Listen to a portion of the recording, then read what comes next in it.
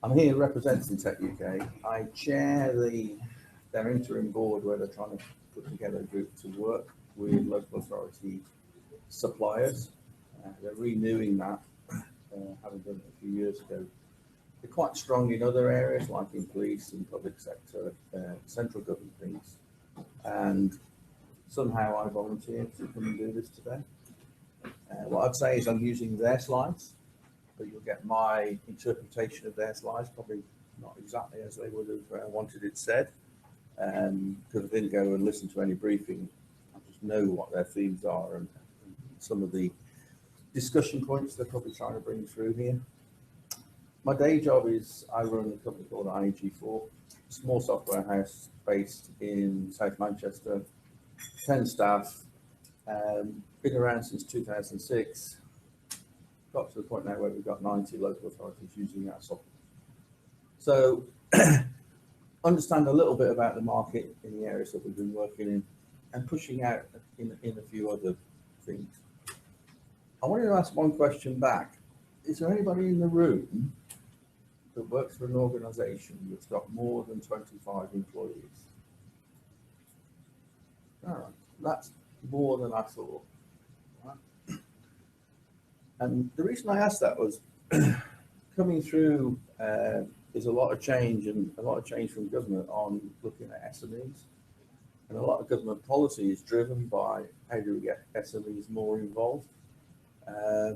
So we've got an interesting mix to pull that through. And I'll try and pick both sides, because I think on one side the government is saying you can't have these old big silos, and that's working against a lot of the legacy suppliers. And on the other saying we need to be more open and let the SMEs in, and that should drive change and innovation. These are the themes around what techUK are doing generally as an organisation. techUK are a trade body. Now, we've been members for probably 2 or 3 years. So we went for 7 years without being members, thinking it's expensive to join and all that sort of thing. So previously known as Intellect.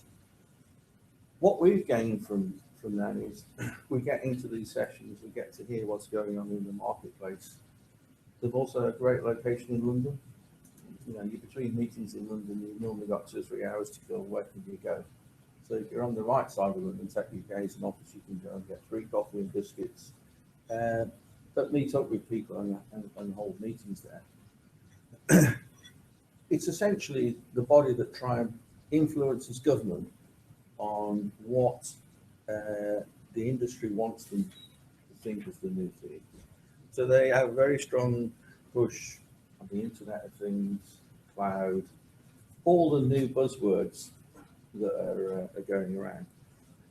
My step away from that is I think a lot of public sector and a lot of local authorities haven't done the legacy stuff very long yet. So there's a lot of seminars and a lot of push in all the new areas, but a lot of the savings I think will still come from local authorities not having done things they should have done 10 years. So that's a bit off-piste. You probably can't read this. I think all the slides are going to get given out. And I think the reason that they put this slide in was not only to say these are the buzzwords and these are the areas around cloud computing and the internet things, but the pace of change. And I think the pace of change in all of these areas is accelerating. And when you go through and you try and compete and build a product that goes into the marketplace, it's picking the right ones and picking the right strategy along with those. I've been a Microsoft partner for nearly 10 years now. And before doing that in the software, I didn't really know Microsoft. And you form your views and you move along and you see them change, and they're going through their own dramatic change. But today I'm wearing an Apple Watch, which I got a week ago. And having been in the industry 25 years, it's such a huge change to what's going to happen in the world. And I put it on and I was walking around the office saying, I've got my Apple Watch, switched it on and let it do its own thing. And I was having a meeting and my wrist started to ring. So like on Star Trek, I could take the phone call. My phone was in the other room, so I was quite deliberately not taking it into the meeting. And I think those fundamental changes are what's driving the citizen. So the citizen are getting these devices, seeing what they can do on them, going into a local authority and get given a piece of paper.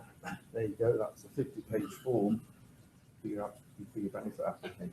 And I think that's the pressure that's coming another way, in that the citizen is driving change, the citizen's driving user experience that the local authorities have to give. So if you're going to get into the market, do it with fresh, buzzy stuff that the citizen wants, is what I'm trying to say there. Placed as a platform, I can't remember who used that first. And it's one of those where Devo Manchester, Devo Mank, whatever you want to call it, is probably going to be the pilot for place type budgets. How are they going to force the benefits of health and social services working together? They get that responsibility officially in about 6 months' time. They had no new IT systems in place, and they had no IT oversight within their management team for how that's going to work. And I think there's a lot of people running around now like headless chickens saying, how are we going to do this? How are we going to make this work to produce the benefits everybody's looking for? And it won't stop in April next year. Obviously, all the hospitals will have their back office systems, and social services will have their own legacy systems, so things will go on.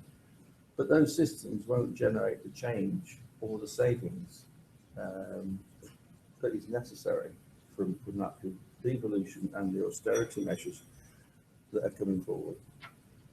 So Place as a platform is an interesting one because it's driven by the needs of catering for austerity. Been a lot of chat about government as a platform. I like to say local government as a platform because I've tried to work with central government in the past, given up. So we only focus on local government. So I say local government as a platform. And the reason I asked the SME, less than 25 something, because I think it's a huge opportunity for change, in that what the government's trying to do is, with all the silos of data and joining them up, it's one way of looking at old legacy data. But as you deliver new systems to generate that change, I think it's going to be very much smaller systems joined together. So there's a few expressions out there of joining the dots and small things loosely coupled. It's very much smaller, user-defined, citizen-centric type applications or solutions that talk to each other. And I think that's really what people are saying, that the definition of local government as a platform is get your structure right, get your schemas and your API framework right, that then people can actually build small systems that will talk to each other and share data.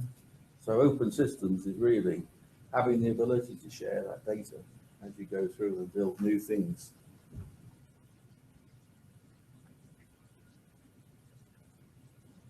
We're talking really, we're probably talking the right way in this one about technology and about change that we can influence as suppliers. But in a survey that techUK recently did, and I think it was done by Dodds for them, that the biggest barriers weren't technology, the biggest barriers were the culture within the organisations. So, big number, 71% of civil servants, remember this is central government, saying that their culture within their organisation was the biggest barrier to change in technology. So we could write anything and do loads of stuff, and they still won't adopt it because their culture says they can't change. So there's a very much there, a key thing that we can't influence, but it's a big need that the government recognise they have to change to get these new things going. The same survey, or one a few weeks before, and this was before the public sector 2030 conference that was held at techUK headquarters, looked at what the important things were. And this is obviously what's driving techUK strategy and where they're placing their bets. And as I said, standing a long way from any microphone, I don't quite agree that this is where local government should be focusing, because they've got old things to fix yet.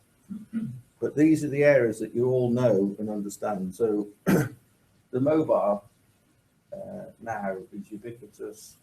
Not everybody's got a smartphone, but you wander around, and I spend a lot of time going into benefit offices and councils, and you think, all right, they're sitting there claiming benefit, and they've got a brand new iPhone 6 there filling in the application form. Now that's a form that we've been doing for 9 years. So we've gone from seeing really assisted type service in a browser, sitting at a PC, to now people filling it in on a phone. And I would say it's 50-50 now. So we see claims going in, and half of them are going in filled in on a smartphone. The prediction they're saying here is that's going to grow more and more. And I think that's right, you know. Smartphones or tablets in the same way. Tim talked a lot about data. The one point I'd make there is that's analysis of old data. Might show you trends, might show you where you should be focusing, but we need to get right capturing real-time data, making change based on things that are happening here and now. And I think that, through some of the new schema stuff and the new standards that are coming forward, will be quite important as well. So techUK's plan for public services, and it's a global public services rather than focused just in local authority, is better engagement with the public, and this is your channel shift type things. And I still think it's the biggest area that's not been addressed. Still too many phone calls, too many meetings.